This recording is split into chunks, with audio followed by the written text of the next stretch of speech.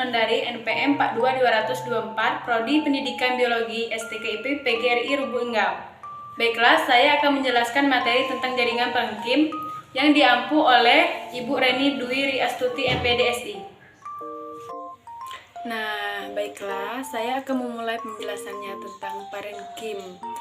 Mungkin kebanyakan teman-teman sudah banyak mengetahui apa itu jaringan parenkim. Jadi, jaringan parenkim ialah jaringan yang terdapat di seluruh organ tubuh tumbuhan. Karena jaringan parenkim terdapat di akar, batang, daun, biji. Maka, jaringan parenkim disebut dengan jaringan dasar atau jaringan utama. Nah, jadi jaringan parenkim ialah jaringan yang terbentuk dari sel-sel yang hidup dengan struktur morfologi dan fisiologi yang berbeda-beda, yang beragam ya, dengan sifat yang sama dan masih melakukan proses fisiologi. Nah, teman-teman tahu nggak kalau sel parenkim itu dapat membelah bahkan pada saat selnya dewasa. Nah, mereka memainkan peranan penting dalam proses menutup luka dan regenerasi. Nah, teman-teman tahu nggak sifat-sifat dari jaringan parenkim? Kalau belum tahu, simak ya penjelasan dari saya.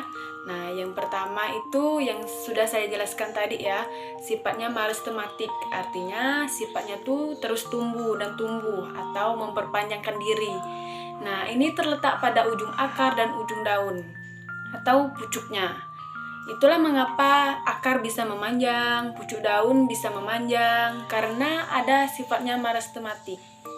Nah, terus dinding selnya tipis. Sel-sel parenkim adalah sel yang mempunyai kegiatan atau yang masih hidup. Nah, plastisidanya berupa leukoplas atau kloroplast berada dalam protoplasnya. Nah, memiliki banyak vakuola. Nah, sel parenkim itu umumnya adalah seginya banyak yang diameternya bervariasi atau polihedra. Nah, selain memiliki sifat-sifat, jaringan parenkim itu memiliki fungsi. Nah, yang pertama fungsinya dapat menyimpan makanan cadangan, seperti pada endosperm jagung atau pada biji-bijian tumbuhan lain. Nah, yang kedua sebagai tempat berlangsungnya fotosintesis. Nah, contohnya pada mesofil daun. Dan yang ketiga sebagai penyokong tubuh apabila vakuolanya berisi air, seperti pada tumbuhan lunak, yaitu bayam, dan dapat melakukan proses pengangkutan yang ada di dekat xilem. Nah, dan dapat berfungsi sebagai jaringan penguat karena sifatnya yang turgosen dan telah mengalami lignifikasi di daerah xilem sekunder. Jadi, berdasarkan fungsinya, parenkim dibedakan menjadi beberapa macam, yaitu parenkim asimilasi, parenkim makanan, parenkim air, parenkim udara, dan parenkim pengangkut.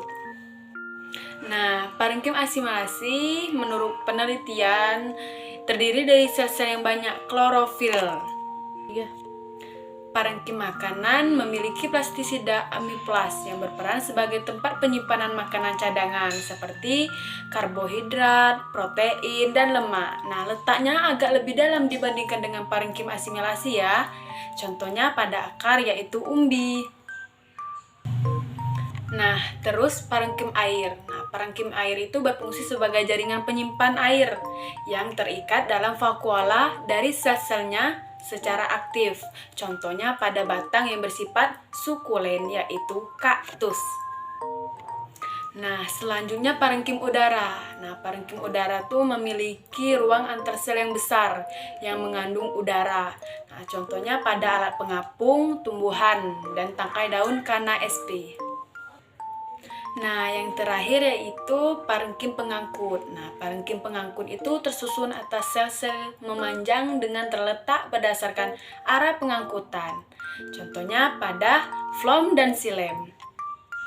Nah, pada video kali ini saya juga akan menjelaskan peristiwa terbentuknya antar ruang sel parenkim. Nah, yang pertama sizogen atau sisogen.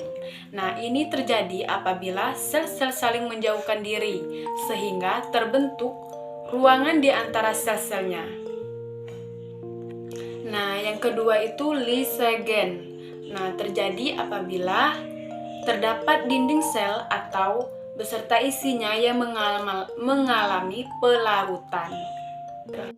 Nah, yang ketiga yaitu reksige. Nah, ini terjadi karena disebabkan adanya robekan atau kerusakan pada dinding selnya karena adanya pertumbuhan di sekitarnya. Nah, yang terakhir atau yang keempat yaitu skizolisigen. Apabila terjadinya mula-mula sel-selnya saling menjauhkan diri dan kemudian ada sel-sel yang mengalami pelarutan. Di dalam ruang antar sel terdapat udara yang berfungsi untuk pertukaran gas yang diperlukan oleh protoplasnya. Baiklah, itulah saja penjelasan dari saya. Semoga dapat bermanfaat untuk teman-teman. Jika ada kata yang salah, saya minta maaf. Kepada Allah saya mohon ampun. Saya akhiri. Wassalamualaikum warahmatullahi wabarakatuh.